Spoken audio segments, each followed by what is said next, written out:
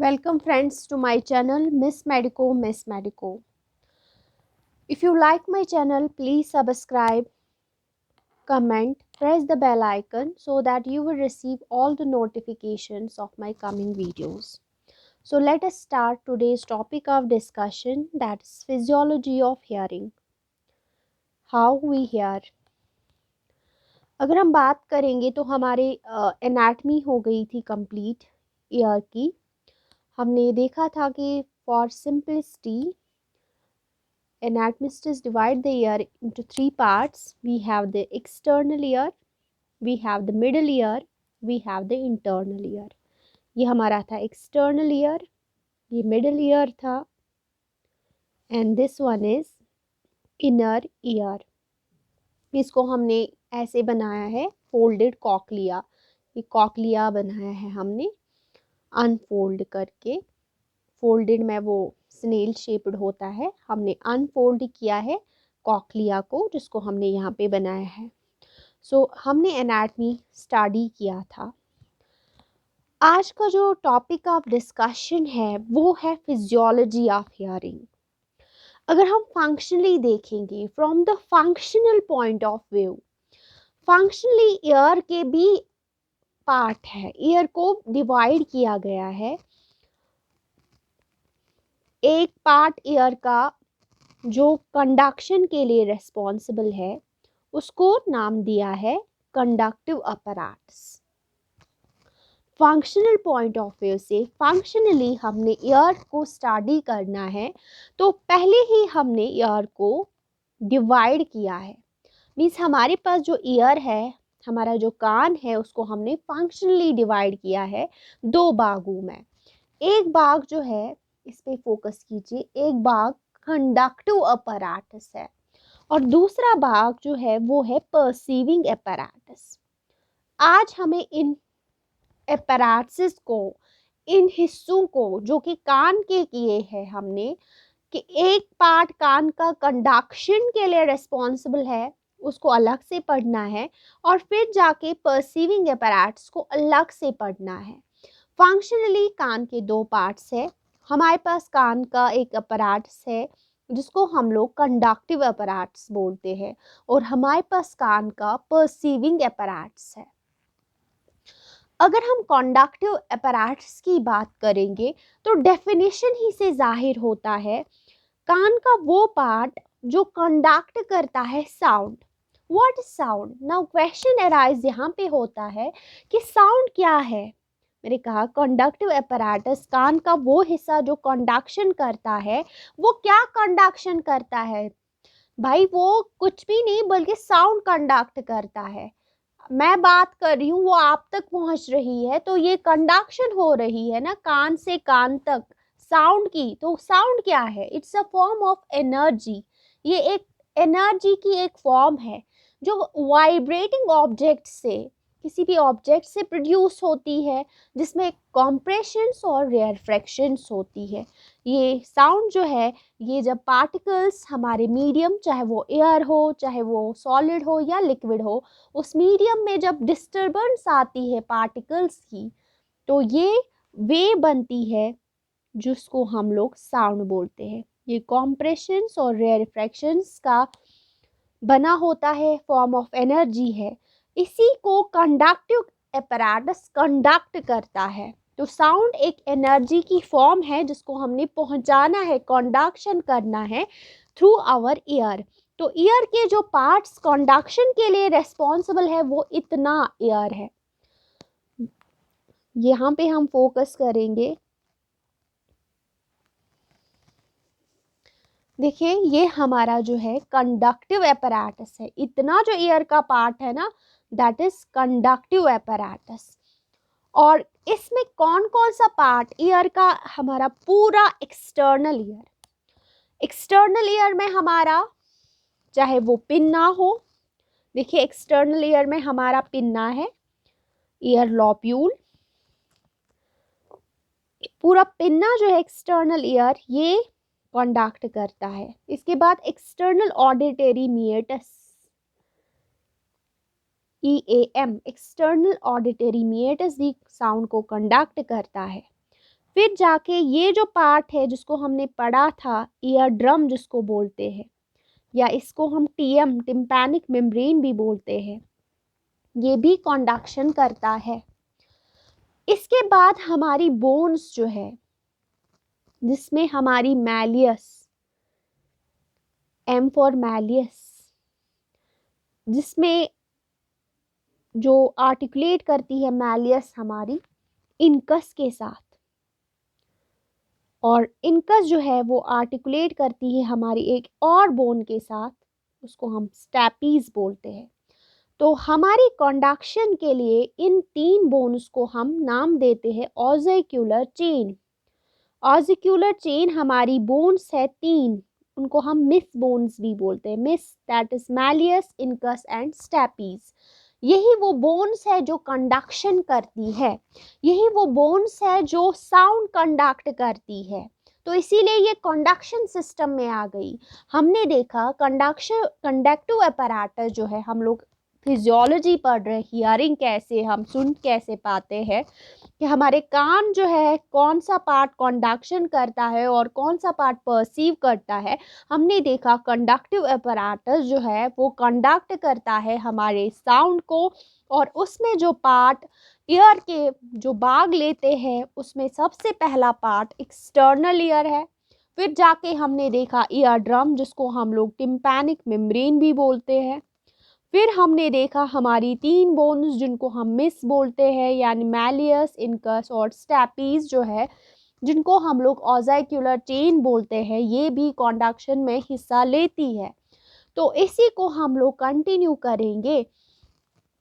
External ear जो है, सबसे पहले पिन्ना। हम अगर ह्यूमन बींग्स की बात करेंगे तो pinna has lost most of its functions of collecting sound waves in the human beings. बड़े बड़े कान हो सकते हैं, वो साउंड को कंडक्ट कर सकते हैं, लेकिन ह्यूमन बींग्स में हम लोग देखते हैं कि कान इतने बड़े नहीं होते हैं। तो it has lost somehow its functions of collecting sound waves in human beings as far as pinna is concern in human beings. Human beings में हमने देखा कि पिन्ना जो है, पिन्ना ने लॉस्ट किया है most of its function of, लेकिन समहाउ पिन्ना कलेक्ट कंडक्ट करता है। फिर जाके हमारे पास एक्सटर्नल ऑडिटरी मीएटस आ गया, ठीक है, एयर कैनाल आ गई, ये वाला भाग आ गया। इसमें मैंने ये वेव्स दिखाई है, साउंड वेव्स है। यहाँ से जब साउंड आया तो एक्सटर्नल ऑडिटरी मीएटस के थ्रू जो है हमारा ईयर ड्रम के पास साउंड चला जाता है। It conduct sound to the ear drum, that's also called tympanic membrane. इतना तो पता चला एक्सटर्नल ईयर। हमारा इतना पार्ट जो है मिडिल ईयर है। व्हेन साउंड वेव्स, जब साउंड वेव्स ईयर ड्रम पे पड़ती है, it is set into vibrations. हमारा जो ईयर ड्रम है इसमें एक थर थर पैदा हो जाती है, इसमें वाइब्रेशंस प्रोड्यूस हो जाती है, and these vibrations are transmitted to cochlea. इसको क्या बोलते हैं हम, इस सारे भाग को कॉकलिया। ये अनफोल्डेड कॉकलिया है। कॉकलिया में हमारा ऑर्गन ऑफ कॉटा है, जहाँ पे हमारा सेंसरी ऑर्गन है हियर का, जहाँ पे हमारा परसीविंग ऑर्गन है, जहाँ पे साउंड जो है वो परसीव होता है, और उसमें हमारी एक नर्व भी होती है जिसको हम लोग एट्थ क्रैनियल नर्व बोलते हैं। एट्थ क्रैनियल नर्व जो है, इसी के थ्रू जो है कंडक्ट करता है टू द सेरेब्रम, जो कि हायर सेंटर है फॉर हियरिंग। तो हमने देखा मिडिल ईयर जो है, वहाँ पे हमारी ऑर्बिक्यूलर, पहले जब हमारी साउंड वेव्स ईयर ड्रम पे पड़ती है तो ईयर ड्रम में वाइब्रेशन सेट हो जाती है। ये वाइब्रेशन जो है ये ट्रांसमिट हो जाती है to the cochlea via, when sound waves fall करती है ईयर ड्रम पे तो ये सेट करती है वाइब्रेशंस में ये हमारी ईयर ड्रम यानी tympanic membrane, and these vibrations are transmitted to cochlea via orbicular chain, यानी कि मिस हमारी जो मैलियस इनकस स्टैपीज है वो उसको कैरी करती है, उन वाइब्रेशंस को, और वो ऑसिकुलर चेन जो है वो ट्रांसमिट करती है साउंड वेव्स को to the oval window by the foot plate of stapes.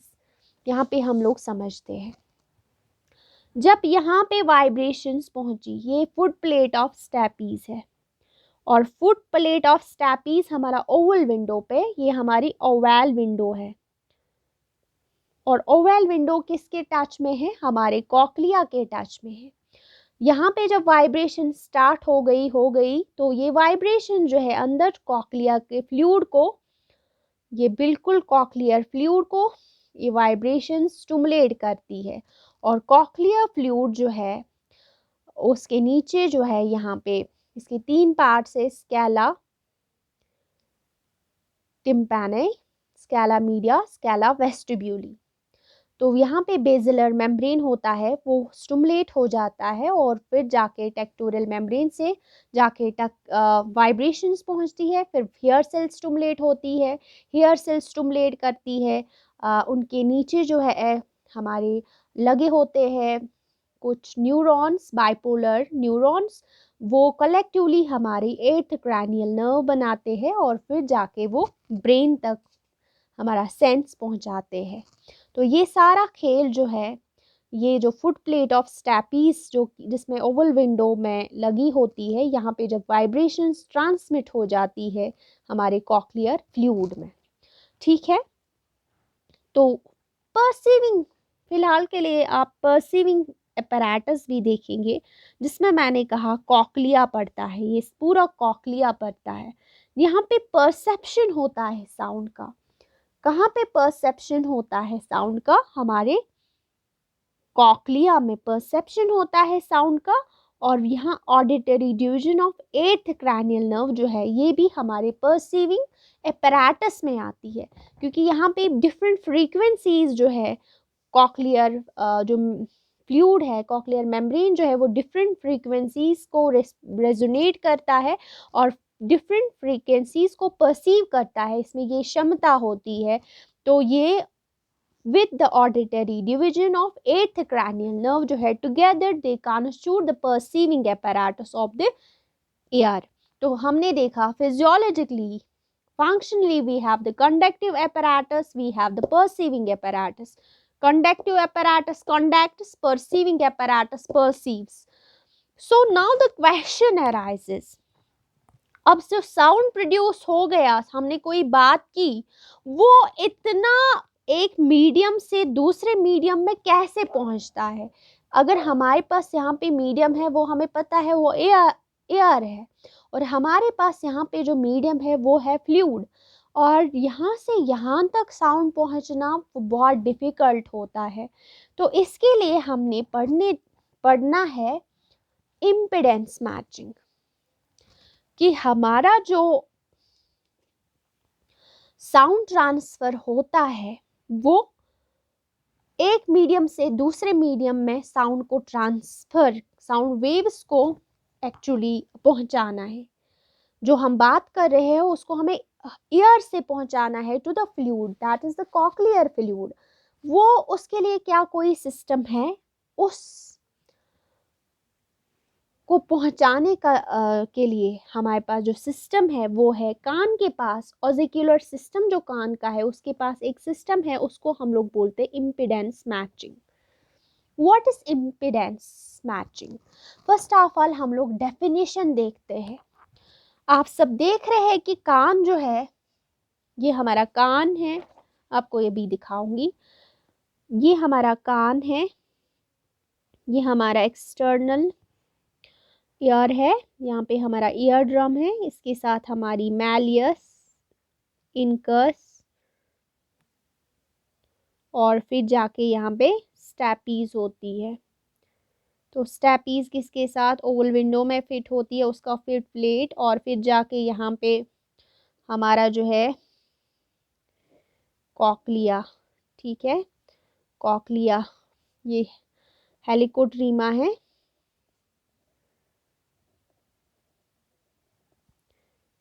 यहाँ पे हमारी राउंड विंडो है,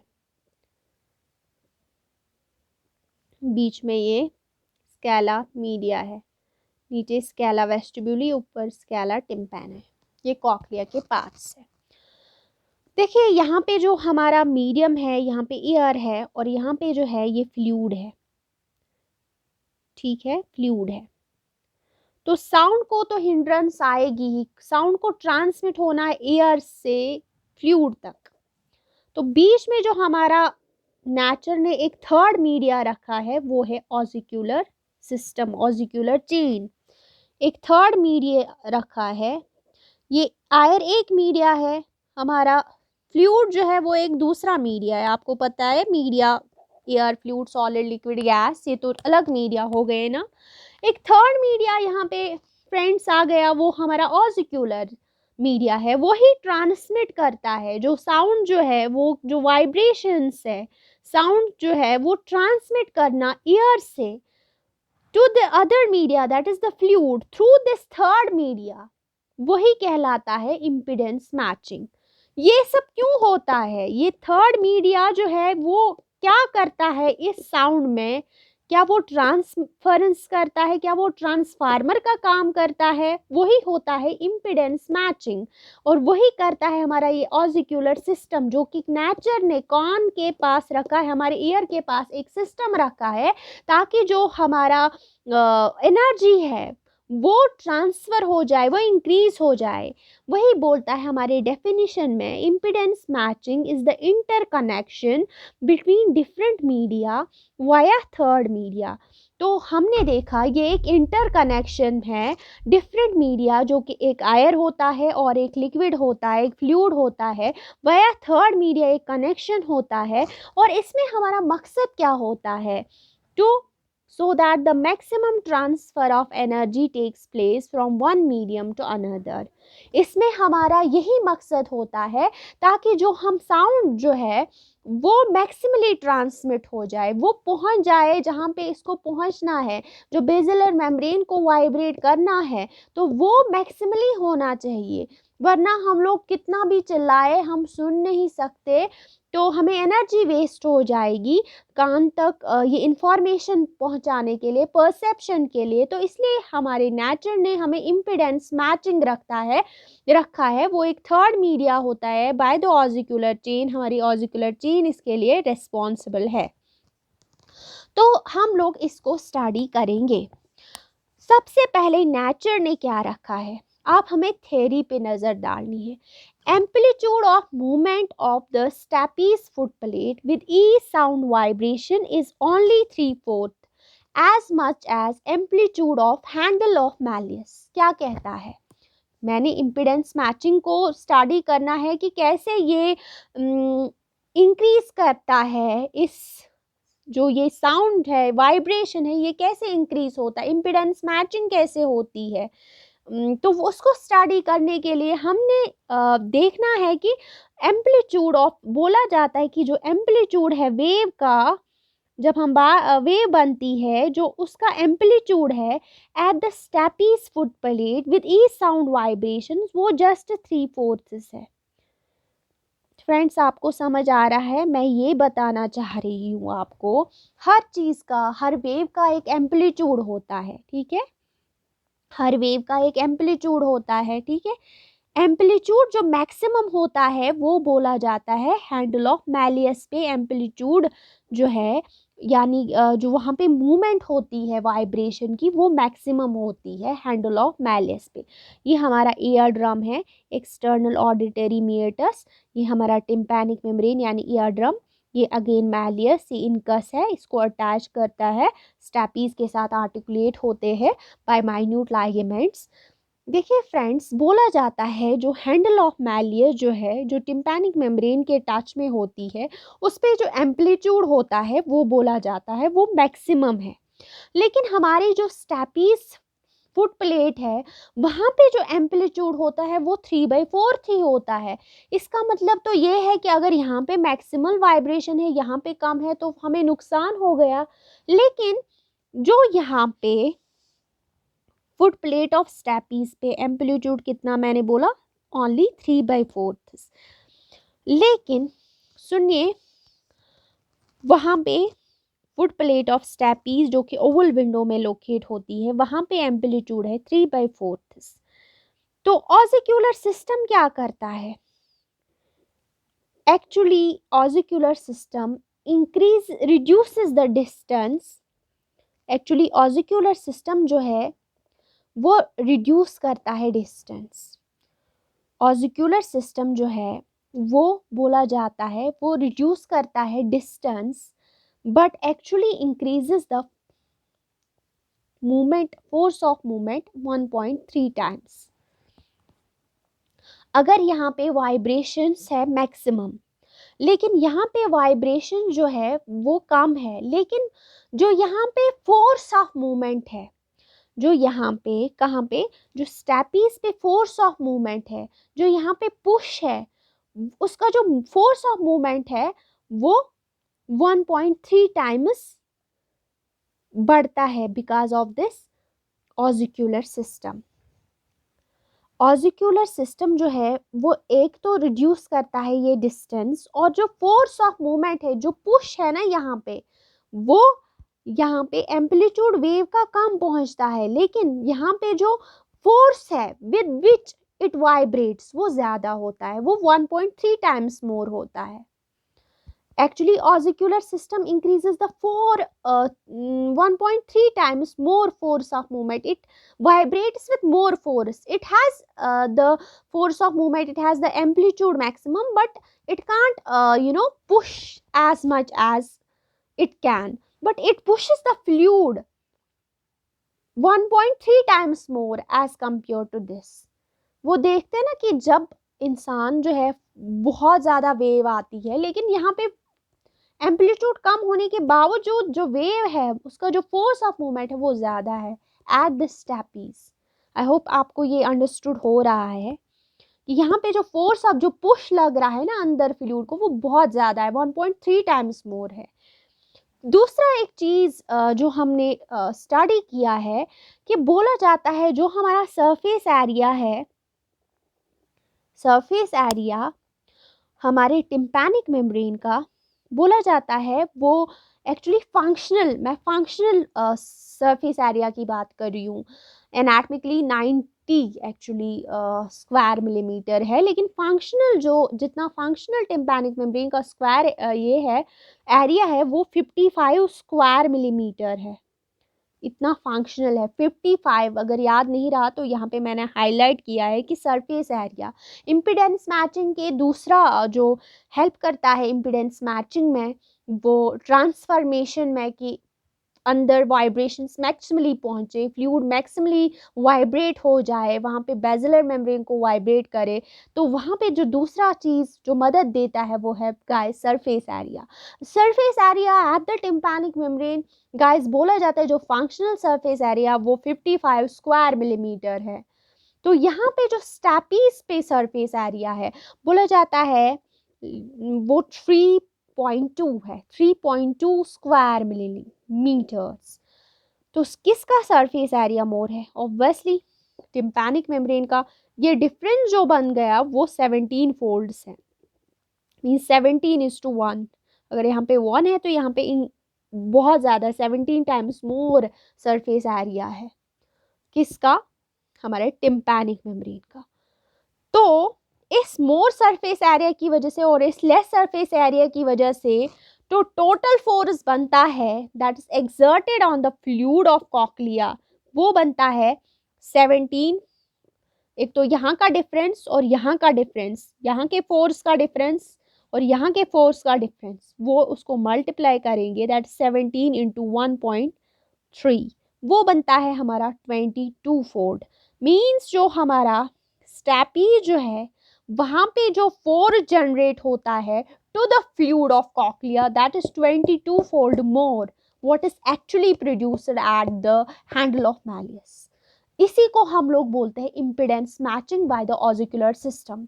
अगर हमारे पास ऑसिक्यूलर सिस्टम नहीं होगा तब भी साउंड ट्रांसमिट होगा, लेकिन उसकी सेंसिटिविटी जो है उतनी नहीं होगी जितनी कि इम्पीडेंस मैचिंग से हुई। ये impedance matching by the ossicular system, nature has provided a huge a system that is very much talented, that has guts to amplify actually the vibrations by about 22 fold। ये MCQ भी पूछा जाता है या पूछेंगे आपसे, 22 फोल्ड इंक्रीज करा सकता है। ये हमारे ऑजिक्यूलर सिस्टम का कमाल है। अगर क्वेश्चन ये भी अराइज होगा कि अगर ऑजिक्यूलर सिस्टम नहीं होगा क्या साउंड ट्रांसमिट होगा? तब भी होगा, थ्रू बोन भी ट्रांसमिट होता है। हमारी जो बोन है, अगर उस पर हम ट्यूनिंग फोक वगैरह रखेंगे तो वहाँ भी बोन कंडक्शन हो सकता है, लेकिन उसका जो सेंसिटिविटी है वो उतना नहीं होगा जितना कि हमें इम्पिडेंस मैचिंग से होता है। हमने यहाँ तक पढ़ा, तो अब हम आगे स्टडी करेंगे नेक्स्ट लेक्चर में। अगर आपको वीडियो के रिलेटेड कोई भी क्वेरी हो, कमेंट सेक्शन में आके कमेंट कीजिएगा। Thank you so very much.